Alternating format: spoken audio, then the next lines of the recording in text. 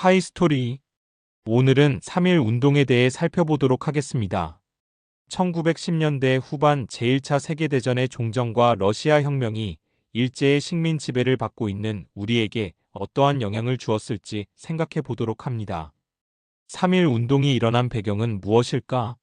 3.1 운동은 한국의 독립운동에 어떤 영향을 끼쳤을까?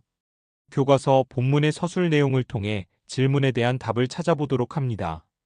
제1차 세계대전 중인 1917년 러시아에서 혁명이 일어나 사회주의 정권이 수립되었다. 러시아 혁명을 주도한 레닌은 식민 지배를 받는 민족의 독립운동을 지원하겠다고 선언하였다. 한편 미국 대통령 윌슨은 제1차 세계대전 중에 14개조 평화 원칙을 발표하였다. 14개조 평화 원칙에는 각 민족이 다른 민족의 간섭을 받지 않고 스스로 정치적 운명을 결정할 수 있다는 민족 차별주의가 포함되어 있었다. 이러한 국제사회의 움직임에 세계 여러 약소민족은 독립의 희망을 품게 되었다. 한국인들도 국제사회의 움직임에 발맞추어 적극적으로 독립운동을 전개하였다. 상하이의 신한청년당은 파리 강화회의의 김규식을 대표로 파견하여 한국인의 독립의지를 알리려 하였고, 연해주의 민족 지도자들도 파리의 대표단을 파견하였다. 독립선언의 움직임도 활발하였다. 만주에서는 조소왕 등이 독립선언을 준비하였다. 1919년 2월 8일에는 일본에서 유학생들이 중심이 되어 독립선언서를 발표하였다. 한편 국내에서는 1919년 1월 고종이 갑자기 죽자 일제가 고종을 독살하였다는 소문이 퍼지면서 반일 감정이 높아졌다. 이에 천도교, 기독교, 불교 등 종교 지도자와 학생 대표들이 비밀리에 독립선언과 만세 시위를 계획하였다. 1919년 2월 8일, 일본 유학생들이 독립선언서를 발표하였다. 이 선언의 만국 강화 회의와 민족 자결주의란 어떤 것일까? 1919년 3월 1일 손병희, 이승훈, 한용운 등 민족 대표는 탑골 공원에서 독립선언식을 열기로 하였다.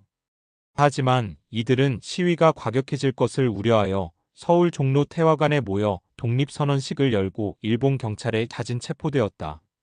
학생과 시민들이 모여있던 탑골 공원에서는 민족 대표가 나타나지 않자 군중 중 한 명이 팔각정 단상에 올라가 독립선언서를 낭독하였다. 이후 학생과 시민들이 만세를 부르며 시위를 펼쳤고 고종의 장례식에 참석하러 온 사람들도 합세하였다. 비슷한 시기 원산, 평양 등에서도 만세 시위가 일어났다. 만세 시위는 대도시에서 중소도시와 농촌으로 확산되었다. 시위가 확산되면서 시위 주도 세력이 점차 학생과 시민에서 노동자와 농민으로 바뀌었으며 시위도 조직화되었다. 일제는 시위를 무자비하게 탄압하였으며 화성 제암리 등에서는 한국인을 학살하였다. 일제의 무자비한 탄압에 맞서 만세 시위는 점차 무력 저항으로 바뀌었다. 농민을 중심으로 군청, 면사무소, 헌병경찰주재소 등 식민통치기관을 습격하였으며 수탈에 가담한 일본인 지주 등을 응징하기도 하였다. 일제는 화성 제암리에서 만세 시위에 대한 보복으로 주민들을 학살하는 만행을 저질렀다. 국외의 한국인들도 만세 시위에 참여하였다. 간도와 연해주, 일본 도쿄, 오사카, 중국 상하이 지역에서도 만세 시위가 일어났다.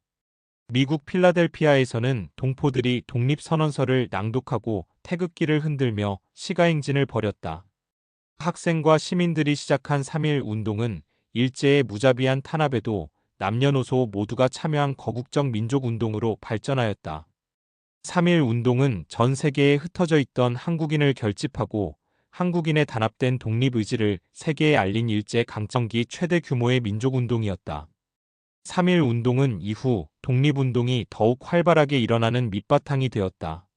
3.1 운동을 계기로 우리 역사 최초의 민주공화제 정부인 대한민국 임시정부가 수립되었으며 민족운동의 주체가 노동자, 농민 등으로 확대되어 다양한 사회운동이 활발하게 펼쳐지게 되었다. 또한 3.1 운동은 중국의 오사운동과 세계 약소민족의 반제국주의 운동에도 영향을 끼쳤다. 한편 일제는 3.1 운동을 계기로 강압적인 무단 통치로는 한국인을 억누를 수 없다는 것을 깨달았다. 이에 통치 방식을 문화 정치로 바꾸어 한국인을 회유하고 분열하려 하였다.